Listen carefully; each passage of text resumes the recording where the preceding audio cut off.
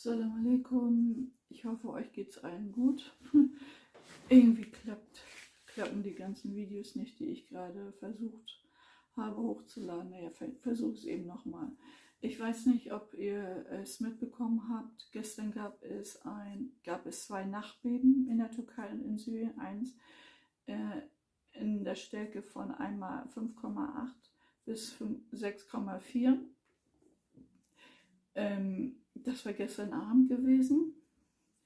Es sind wieder einige Häuser eingestürzt und auch Leute wurden in den Häusern eingeklemmt, weil sie natürlich wieder in die Häuser zurückgekehrt sind, um nicht auf der Straße zu schlafen. Das ist der größte Fehler, was man machen kann. Man sollte nicht in die Häuser zurückkehren, bevor es nicht von einem Statiker abgenommen wird, und ihnen gesagt wird, das ist nicht einsturzgefährdet, ihr könnt da wieder zurück in die Häuser.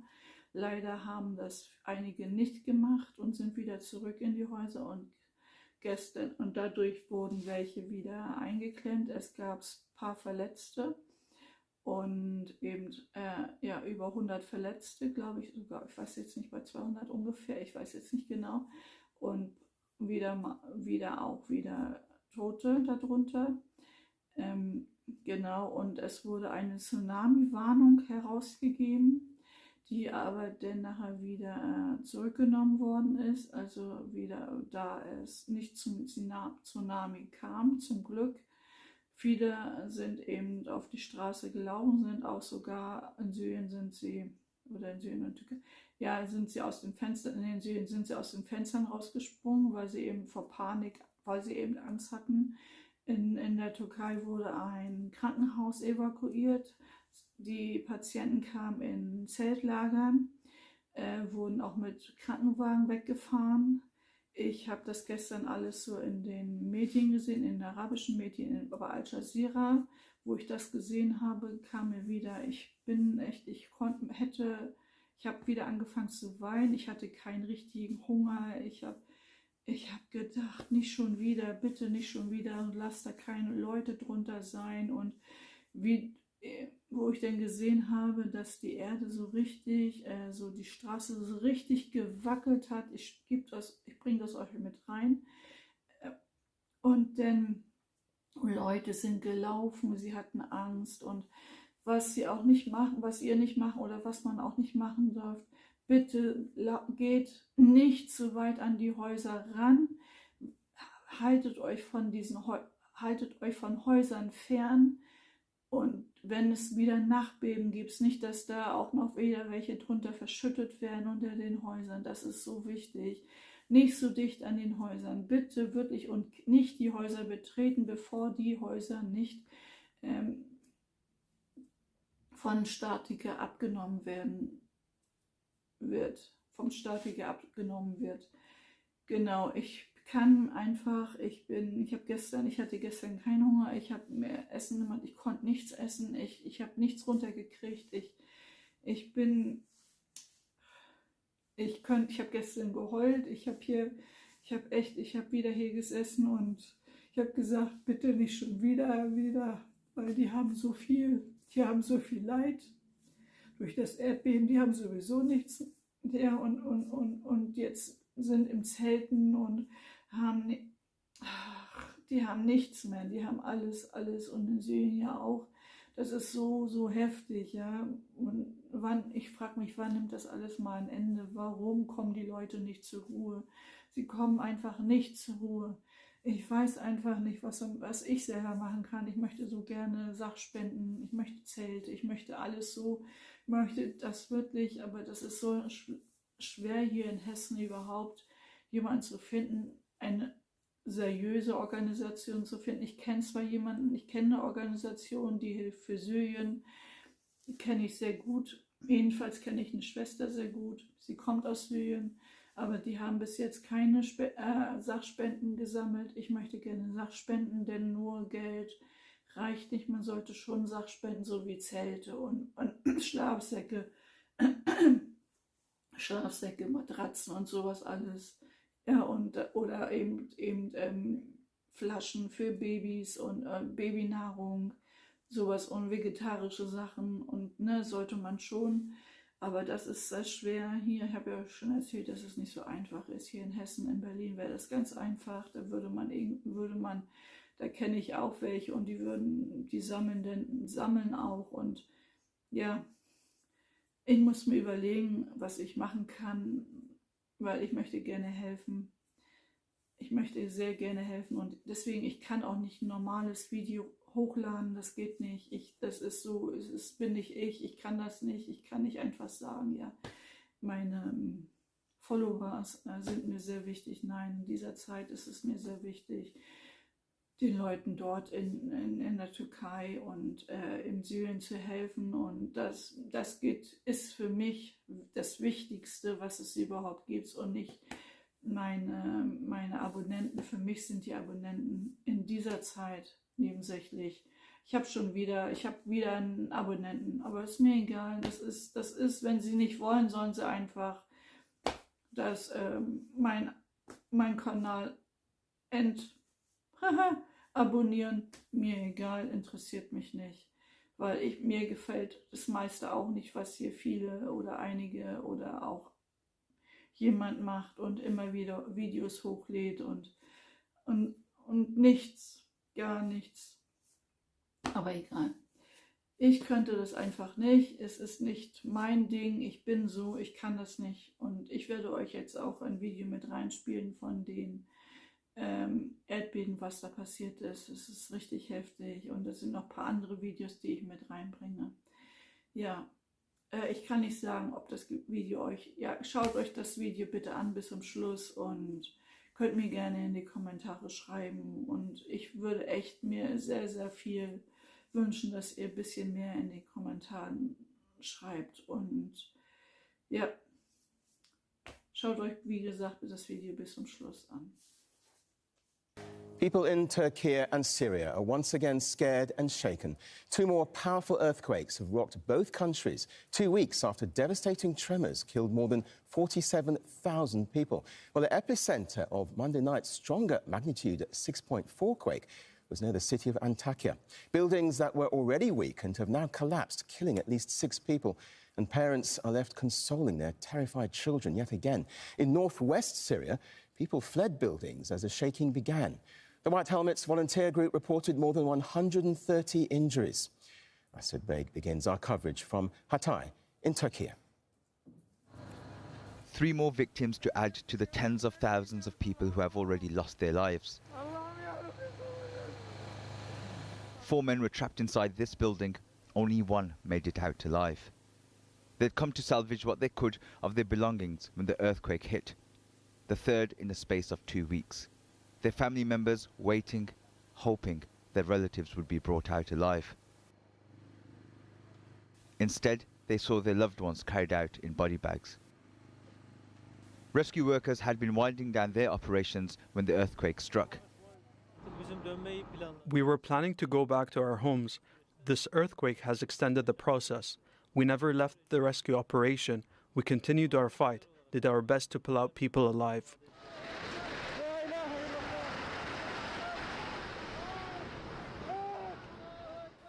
Elsewhere, a building that had survived 2 earthquakes in southern Turkey, now gone. Somewhere in Hatay province, a car dash cam captures the moment.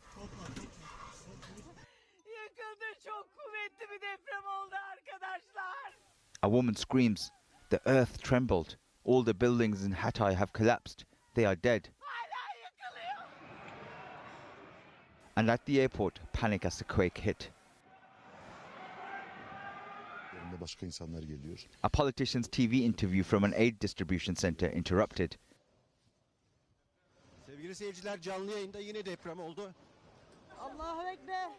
For families already traumatized, disbelief, the terror has come again. We were very scared. We thought the ground would tear apart. A nation rocked just 2 weeks after twin earthquakes upended the lives of millions, killing tens of thousands and destroying countless homes. It was very shaky, we hardly stood up. It was very difficult, it was going to happen. we were expecting that. So right now, so we're expecting more. So everybody should be, more prepared about this. This is the moment the quake struck Aleppo in rebel-held northern Syria. More misery for people suffering severe shortages in food, medicine and housing on top of a decade-old civil war. Families are already sleeping on the streets in freezing conditions. Back in Turkey, Hatay's mayor says people are trapped under the rubble. People poured into the streets another night in the cold as a sense of fear prevailed. There have been thousands of aftershocks, and this latest earthquake has people asking where they can go to be safe. Asad Beg, Al Jazeera, Hatay, southern Turkey. Well, Rob McBride joins us live now from Defne, the epicenter of Monday's quake. Rob, tell us more about these latest earthquakes. That's right. These two quakes really adding more misery and suffering to an area and people that have already suffered so much. This is the district of Daphne. This is on the edge of the city of Antakya, one of the cities that suffered so much of the devastation of this earthquake 2 weeks ago. And this was the epicenter of one of those quakes. It happened at about 8 p.m. local time here. It was measured 6.4 in magnitude. So it was a substantial quake here. And it happened at a time when people were coming back to buildings that have already been damaged and have been looking through, sifting through what used to be their homes, looking for possessions. We're on one street that has seen now extra damage. This building here, this used to be a 5-story building like the buildings either side of it. This had been damaged in the initial quake, but had still been standing. Sadly, people tragically were back inside this building when this second quake happened, and rescue had to recover 3 bodies from this one building. All down this street, we are told by the soldiers who've been here for a week now, they've said that the quake from Monday night has completely changed once again the look of this street. This street was already very badly damaged. As you walk along here, already some of the buildings were already gone. They were turned into piles of rubble. Other buildings, though, were still standing. They may have been toppled over to one side. They were still standing even though they were damaged. Some of those buildings are even further damaged, or as we've already seen, a number of the buildings completely collapsed once more, adding to these piles of rubble here. Well, indeed, devastating scenes there. And Rob, the recovery effort from the original earthquakes was challenging enough, but this will surely make matters even worse. That's right. Here in Antakya, I think on a Sunday, they announced the last actual rescue operation looking for survivors in one building. So officially on Sunday, the actual rescue efforts had stopped. They are now moving into the recovery phase. And still with the people who are living in their thousands in tented cities all around here and other cities, they have been wanting to get back into buildings to try to get possessions, what they can salvage. Again, this is thrown all of that into confusion. It has raised alarm. People who were once again living out in the streets under tents were once again outside, reliving, if you like, all of the trauma of living through earthquakes once more. And since since Monday night's earthquakes, we have been having literally scores of more aftershocks. So it is an incredible concern for everybody who is here trying to rebuild their lives and wondering when that's going to happen. Also for the construction effort that is meant to get underway. As we were driving through Antakya, our producer was just pointing out all of the different registration plates of literally hundreds and thousands of vehicles, of diggers, of excavators that are all being brought to this part of Turkey to start the effort of clearing away rubble, of reconstruction. But all of that clearly is on hold while we wait to see what other tremors, what other quakes we might have in this already very badly affected area. Rob McBride, thank you. Well, staying with this, Rasul Serdar joins us live from the Al Hammam crossing near the northwestern Syrian city of Afrin. Rasul, how are people coping with earthquakes? Well, this border gate here has been opened in 2018 after Turkey conducted a military incursion in Syria, and since then it was usually used for the military purposes. However, after the earthquake, now it is being also used for the humanitarian aid as well. Not far from here, just 10 kilometers away, there's a town of Cenderes, and 25 kilometers deeper, there is Afrin. So these two cities, these two towns particularly, were hit very bad here. And as a result, more than 6,000 people have died. 150,000 people are now displaced again. So, and also there are many more thousands that are still waiting for the help, and they are injured. So I have been talking to the Syrians here. So now they are suffering from the shortage of the clean water. There is no electricity, no heaters here, not proper blankets as well, particularly for children. It is quite difficult here. And also the rescue efforts here has not been adequate. So on the Turkish side, we have seen that the roaring noise of the excavators, the diggers, heavy lifting machineries, and also thousands of the professional rescuers days and nights relentlessly working to save the lives there. But when you come to the Syrian side, it's completely silence. The silence of grief, silence of abandonment, and they lack the modern equipment. Indeed, they were using very much rudimentary equipment, and even sometimes with their bare hands trying to pull out their loved ones out of the rubble here. So that was one of the main problems here, the lack of the international aid that arrived very late. Only days after the earthquake hit this region, the international aid started to get in. However, it is very much little, and they say it is very much, it's too late as well. They feel, Syrians here, they feel that they're abandoned, they're forgotten by the international community, and they said that their voice was not heard through the last more than a decade of the civil war, and now they're caught in another disaster. So here in Syria, the disasters are just overlapping. And when it comes to the health facilities, though that is hosting those who have the thousands that have been injured, so they are either collapsed or heavily damaged, or they do not have any modern medical equipment, and usually they do not have the proper staff as well. So that's why life here is quite difficult. And also throughout the last 2 weeks, we have seen hundreds and hundreds of the Syrian families who fled the war in Syria almost a decade ago, came to Turkey to begin a safe life. And now they are also now getting back to Syria, some of them to attend the funerals of their loved ones, some of them to meet up the survivors.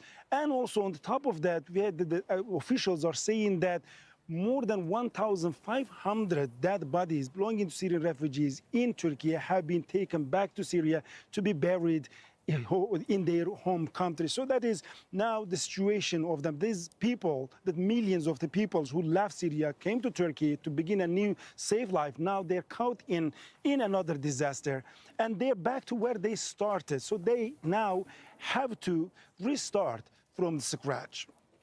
Rasul, for now, thanks for that update.